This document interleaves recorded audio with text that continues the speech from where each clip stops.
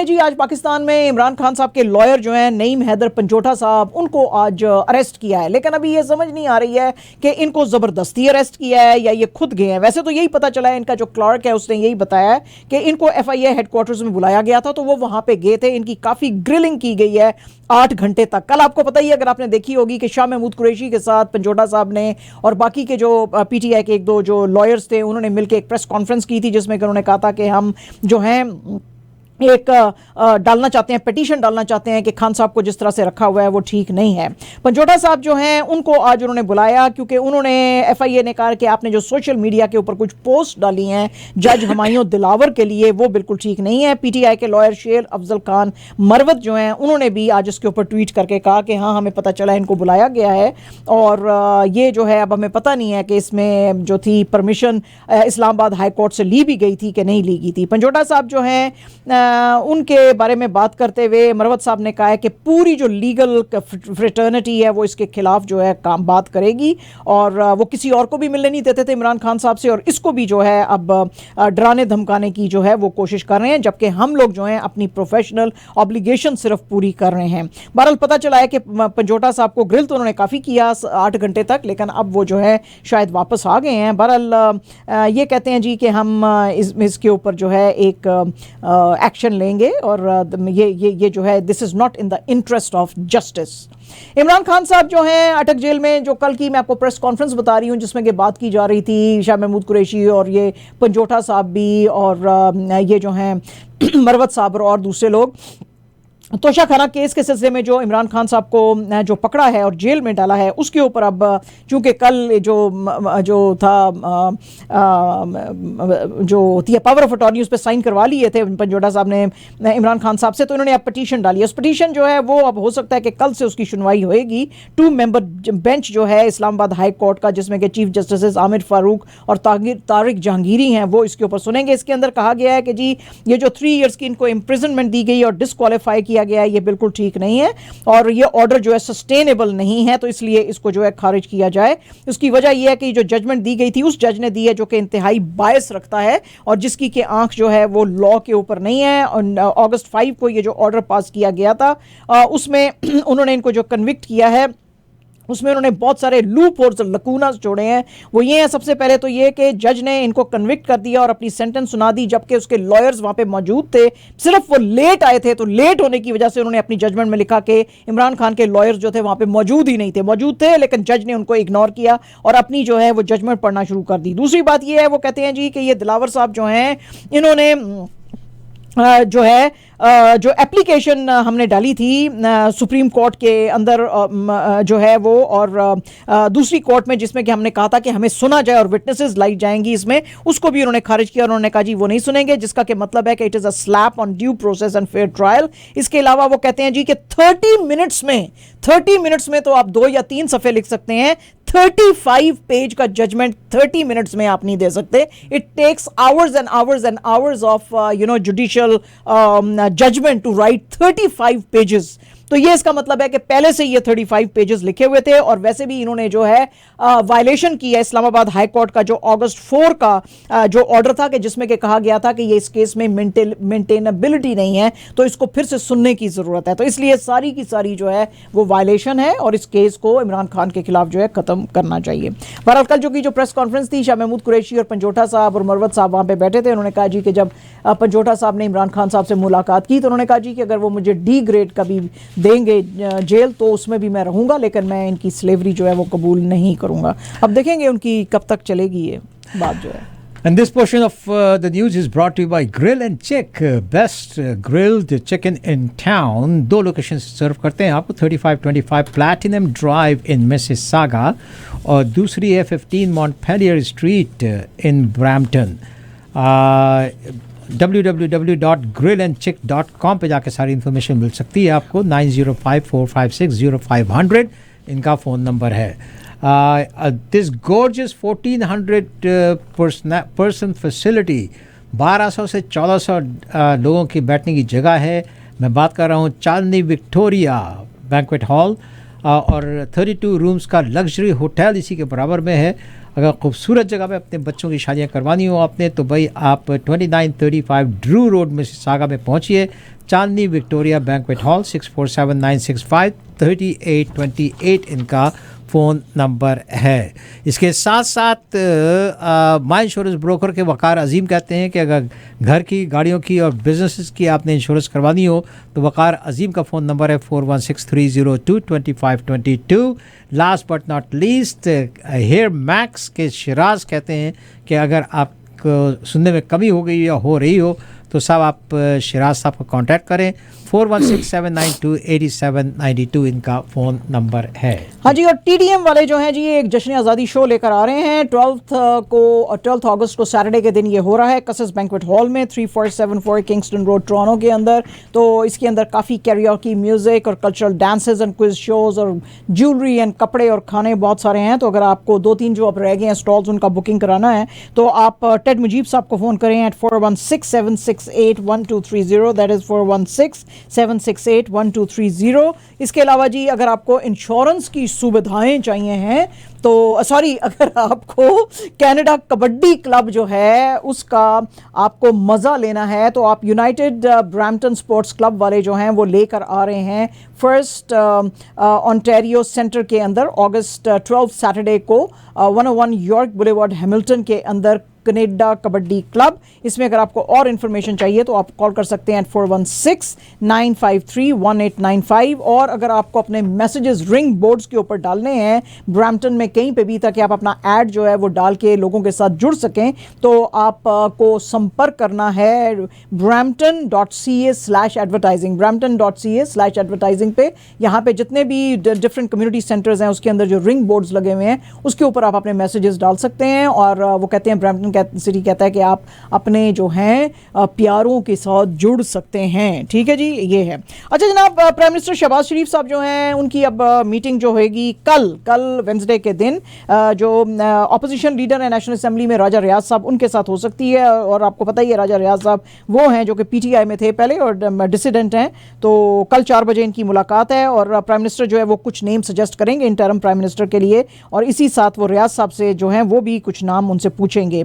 उसके बाद जो है प्राइम मिनिस्टर साहब वो नाम जो हैं प्रेसिडेंट आरिफ अलवी को भेजेंगे जिसके के बाद उनको कहा जाएगा कि जी आप नेशनल असेंबली जो है उसको डिसॉल्व करें। कल जो है फिर प्रेसिडेंट साहब अगर उनका दिल चाहा तो वो डिसॉल्व कर सकते हैं। फेडरल मिनिस्टर्स जो हैं उन्होंने कहा कि ये जो है जाहिर है कि पोल्स जो हैं वो डिले हो सकते हैं। हमने तो 2 महीने पहले ही कह दिया था जी कि वक्त पे पोल्स नहीं होंगे, कोई ना कोई बहाना वो ढूंढेंगे। बहरहाल जी आज ये भी कह रहे हैं कि जी पोल्स डिले हो सकते हैं। और क्योंकि अभी इसका आपको पता ही है कि MQMP ने कहा था कि ये जो आपका सेंसस आप कराची में करवाएं सिंध के अंदर तो वो जब तक नहीं होएगा तो उस वक्त तक अब ये फिर नहीं हो सकता बिकॉज इट इज़ मैंडेटरी कि अगर आपने फ्रेश डिलिमिटेशंस कराने हैं तो फिर वो पोल्स से पहले होंगे और उसकी वजह से पोल्स जो हैं वो डिले हो सकते हैं। तो ये जो अभी तक नाम सामने आ रहा है कि जी प्राइम मिनिस्टर बनाया जा सकता है वो डॉक्टर हफीज़ शेख साहब का आ रहा है। और आपको पता ही है कि हफीज़ शेख साहब बड़े ही ब्लू आइड बॉय हैं, ना सिर्फ गवर्नमेंट्स के क्योंकि ये PTI की गवर्नमेंट में भी थे, PPP के साथ भी थे और इस्टेब्लिशमेंट के साथ भी इनका बड़ा प्यार है। तो अंदर दियाँ कहानियाँ साढ़े को सुनिया करो। इस्टेब्लिशमेंट की ये गोदी में बैठे हुए थे तो बड़ा उनका प्यार है इनके साथ। जैसे कि कल तो मैं हैरान ही हो गई कि कमरान खान साहब जो है उन्होंने कह दिया कि जी इस मुल्क के अंदर अगर जो है वो नहीं चल रहा, इनसे संभल नहीं रही हैं चीज़ें तो मैं तो मिलिट्री को ही कहता हूँ कि आप ही आके चीज़ें संभाल लो। ओ पैन खुदा दा कोई खौफ करो, कोई ना लो, कोई अल्लाह दा नाल, कोई डेमोक्रेटिक सिस्टम पुट्टा सिद्धा ही चल रहा चलन ते दिओ तुसी। लेकिन वी अंडरस्टैंड कि तुसी भी किसते बंदे हो, सानू पता ही है। ठीक ये अच्छा जनाब, पाकिस्तान के जो चीफ ऑफ आर्मी स्टाफ हैं जनरल आसिम मुनीर उन्होंने आज फिर से बहुत ज़्यादा गुस्से का इजहार किया है कि जो कॉन्स्टेंटली अफगान सॉइल से पाकिस्तान के ऊपर जो है टेररिस्ट अटैक्स हो रहे हैं और वहाँ पे पूरा एक टेररिस्ट इंफ्रास्ट्रक्चर जो है वो खड़ा हुआ है।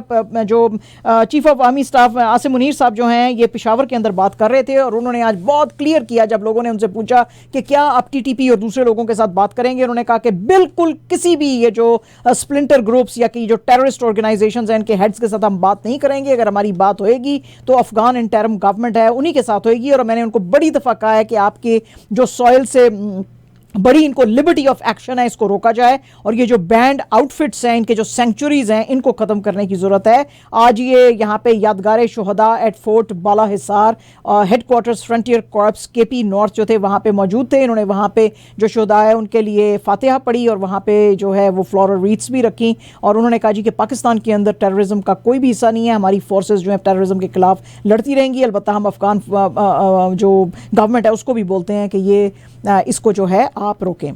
पाकिस्तान रेलवेज का जी जो है under rule 5 of civil servants efficiency and discipline rules 2020 उसके अंडर जो है 6 जो लोग हैं पाकिस्तान रेलवेज को उनको सस्पेंड किया गया है, जिसमें कि 2 18 ग्रेड के अफसर हैं after the derailment of Hazara express near Nawabshah, जिसके के अंदर 30 लोगों की डेथ हुई थी और सैकड़ों लोग जो हैं वो जख्मी हुए हैं।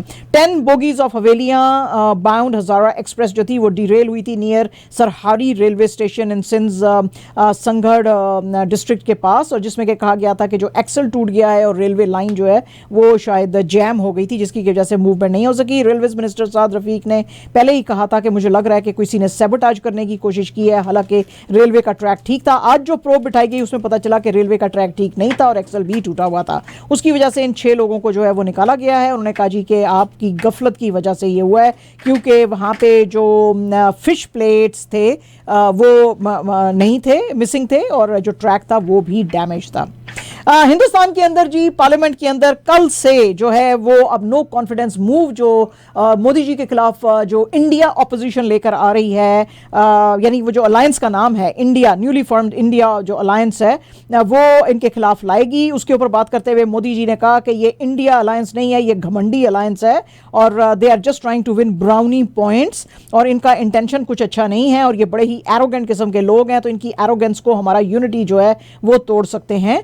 और minister for parliamentary affairs Arjun Ram Meghwal ने कहा कि प्राइम मिनिस्टर साहब ने अपने तमाम बीजेपी के लीडर्स को कहा है कि आप जवाब के लिए तैयार रहें और आप ऑपोजिशन को एक्सपोज करें, और मोदी जी जो हैं वो आके मणिपुर के ऊपर भी और दूसरे इश्यूज के ऊपर भी बात करेंगे।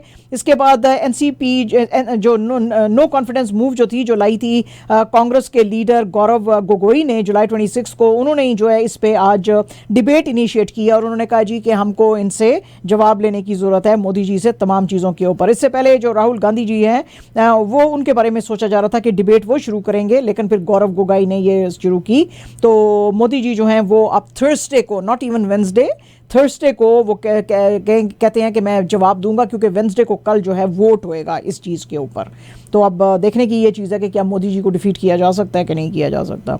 अच्छा जनाब, मणिपुर के अंदर भी चल रहे हैं हंगामे और हरियाणा में भी अब चल पड़े। हमने आपको पूरा नू का किस्सा सुनाया था, नू के डिस्ट्रिक्ट के अंदर जो कुछ हुआ है, इसके अंदर जो है अब 6 लोगों की डेथ्स हो चुकी हैं। अभी फ्रेशली जो क्लैशेस हुए हैं, वैसे तो बहुत सारे लोगों की डेथ्स हो चुकी हैं और काफ़ी सारे यहाँ पे जो हैं कम्युनल राइट्स भी आपको पता ही है ये चल रहे हैं। तो यहाँ पे जो खप है, उस ये जो खप पंचायतें होती हैं जिनको हम कहते हैं, वो डिवाइडेड है अब यहाँ पे बात करते हुए ब्रिज मंडल यात्रा जो हो रही थी, इसके ऊपर बात करते हुए उन्होंने कहा यहाँ पे मुस्लिम मेजॉरिटी नू रीजन के अंदर के उसकी वजह से यहाँ पे जो है क्लैशेस हुए थे और उन क्लैशेस की जो है अब वो बढ़ गए हैं गुरुग्राम के ऊपर भी। अब खप जो है, जो कि एक ही एथनिसिटी के कुछ लोग होते हैं, वो होती है, वो कहते हैं जी यहाँ पे जो मुसलमानों के वर्कशॉप्स एलिजिडली जलाए गए हैं, उनकी गाड़ियाँ जलाई गई हैं, उनके सारे नुकसान बहुत सारे किए हैं और वायलेंस जो है बेतहाशा यहाँ पे जो दिखाई गई है, उसमें अब खप जो हैं 2 तरह के, उसके अंदर डिवाइड आ गई है। 10 खप के जो लोग हैं, यानी कि जो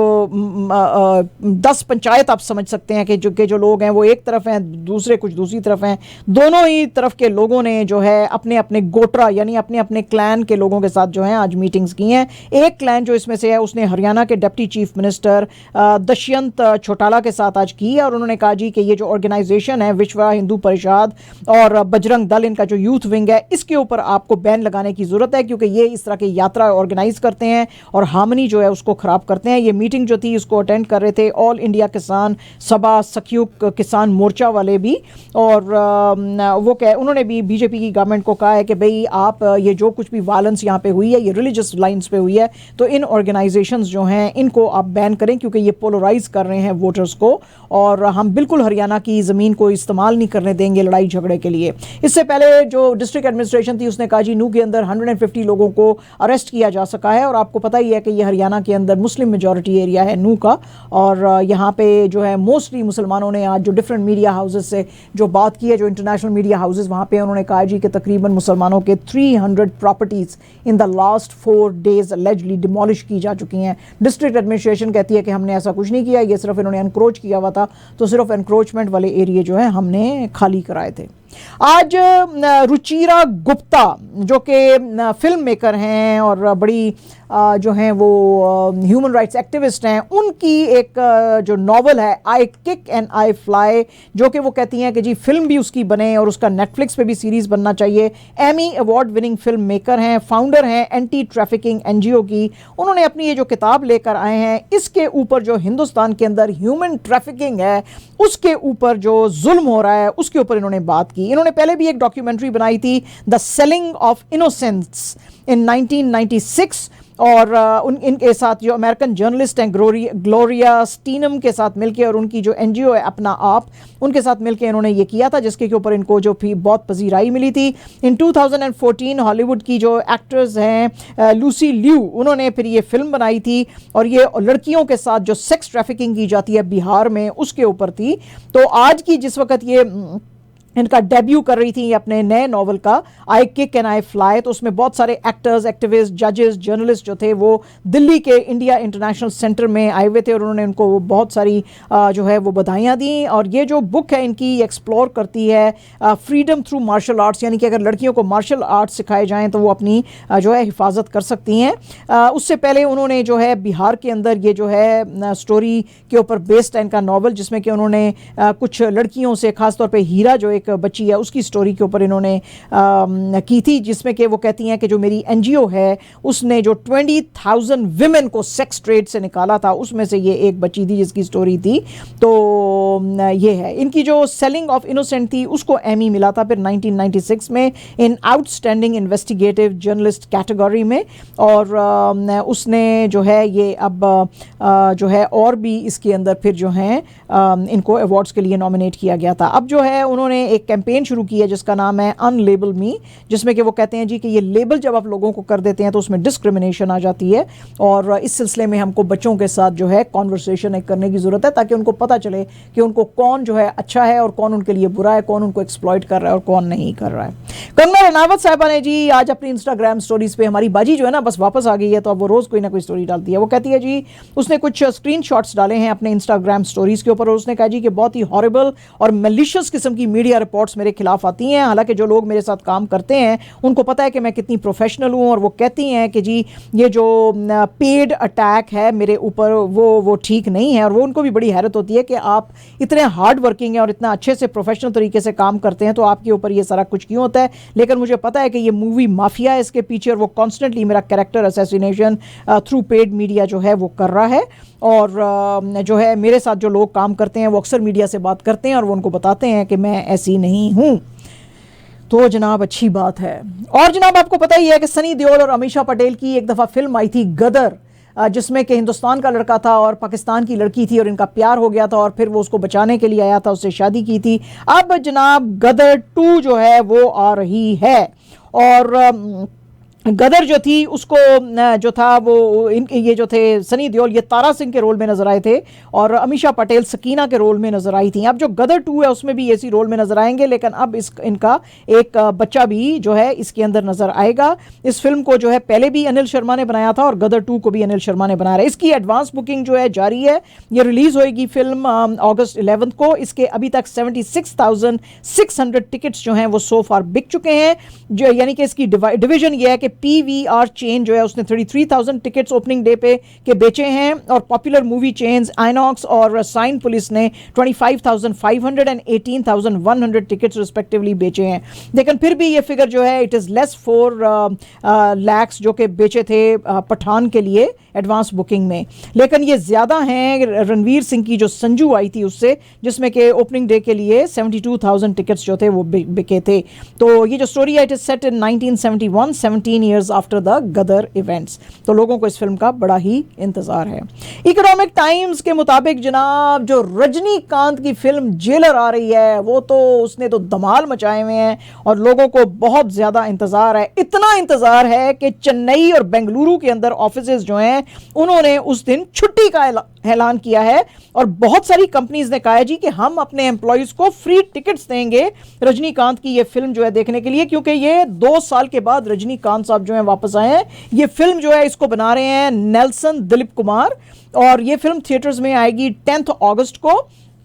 और रजनीकांत जो है इसके अंदर रिटायर्ड पुलिस अफसर के रोल में नजर आएंगे। अभी तक की जो रिपोर्ट्स आई हैं वो कहते हैं जी कि ये जो है अभी तक इसने जो सारे जो राइट्स वगैरह हैं उससे अर्न किए हैं around $750,000 and it has become the number 1 Indian film in 2023 और लग रहा है कि ये कमाई करेगी $1 मिलियन तक का। इनकी जो लास्ट फिल्म थी कबाली उसने $1.9 मिलियन का बिजनेस किया था। तो लोग जो है बड़े बेसब्री से इसका इंतज़ार कर रहे हैं। पीसीबी जो है जी उसने आज कहा है कि सरफराज नवाज की जो पेमेंट्स रोक दी गई थी उसको हम फिर से आज रेस्टोर कर रहे हैं 6 साल के बाद। और इसका जिक्र आज ज़का अशरफ जो कि हेड ऑफ मैनेजमेंट कमेटी हैं उन्होंने सरफराज नवाज से मिलने के बाद ये बात की। उनके अनपेड ड्यूज़ जो हैं जनवरी 2017 से वो उनको पे किए गए हैं। इस मौके पे जो फॉर्मर कैप्टन थे मिसबाहुल हक और मोहम्मद हफीज़ वो भी मौजूद थे और ज़का अशरफ ने कहा कि ये बड़ी बुरी बात है, मुझे इनकी कंडीशन देख के बड़ा अफसोस हुआ और इनको जो है हम सारे ड्यूज़ देंगे। इनके खिलाफ जो है इसलिए पेमेंट्स रोकी थी कि एक डिसिप्लिनरी प्रोसीडिंग्स जो थी वो इनके खिलाफ चलाई गई थी क्योंकि इन्होंने क्रिकेट का कोड ऑफ कंडक्ट वायलेट किया था। तो अब इन्होंने ज़का अशरफ को कहा है कि अब मैं वो कोड ऑफ कंडक्ट बिल्कुल नहीं करूँगा वायलेट, तो इसलिए अब इनका जो है बहाल कर दिया गया है सारा कुछ। एंड जनाब बाबर आजम जस्ट अबाउट माशाल्लाह 29 ईयर्स ओल्ड और second ever batter to score 10 T20 centuries और अब ये सिर्फ एक स्टेप नीचे हैं West Indian legend Chris Gayle के। क्रिस गेल ने 22 टन्स बनाए हैं इन 463 मैचेस और इन्होंने जो है अब ये दूसरे हो गए हैं जिन्होंने के 10 सेंचुरीज T20 में बनाई हैं। और ये जो उन्होंने 10th सेंचुरी अपनी बनाई है this was in match against गाले ग्लेडिएटर्स और जो बाबर साहब जो हैं वो अब कहा जा रहा है कि शायद वो भी उनके उस जो लेवल है गेल का उसको टच कर सकेंगे। इन्होंने इससे पहले 3 T20 हंड्रेड्स बनाई थी इंटरनेशनल लेवल पे, 2 each in vitality blast and national T20 cup for Somerset and central Punjab. फिर इन्होंने 100 बनाए थे इन PSL फॉर पिशावर ज़ेल्मी और फिर इन्होंने जो टूर मैच अगेंस्ट लेस्टर शायर के साथ किया था उसमें बनाए थे। और बाबर जो हैं ही तो अब इस मैच में जो मज़े की बात क्या है इस मैच की मज़े की बात यह है कि जब बाबर ने बड़े स्टाइल में 50 ही रन्स बनाए थे, अभी 100 नहीं बनाए थे, तो रमीज़ राजा जो कमेंट्री पे बैठे हुए थे वो चैन से ना बैठ सके और वो उछल उछल के उन्होंने इनकी तारीफें की और वो कहने लगे wow what a class, what quality, what calmness, he's your guy in this situation, he can bat deep in the innings and I absolutely love him and I want to marry him. तो ये जनाब रमीज राजा ने कहा। And जनाब absolutely our last news is about women's world cup जो कि चल रहा है। यूजीन नेल्समन जो है उन्होंने 2 दफा जो है वो 2 गोल्स करके फ्रांस की तरफ से मोरक्को जो बहुत आगे जाता जा रहा था उसका आगे का मार्च जो है उसको रोक दिया है और 4-0 से फ्रांस ने मोरक्को को आज हराया। और आपको पता ही है कि मोरक्को जो थी first Arab and African team to qualify for women's world cup for the first time और इन्होंने जो है अभी तक बहुत सारी जो सेकंड रैंक जर्मनी था उसको 6-0 से हटाया था, फिर साउथ कोरिया को हराया था, फिर जो है इन्होंने कोलंबिया को हराया था और ये राउंड ऑफ 16 में गए थे, लेकिन आज इनको फ्रांस ने 4-0 से हराया। फ्रांस की जो लेस समर हैं उन्होंने फर्स्ट हाफ और सेकंड हाफ में एक गोल किया। इसके अलावा जो हैं कैडी डेटू, डियानी और केंजा डेली उन्होंने भी फ्रांस की तरफ से गोल्स किए और इसकी वजह से एटलस लाइनसेस जो हैं हमारी वो अब जो है मैच से निकल गए हैं, but they did so well.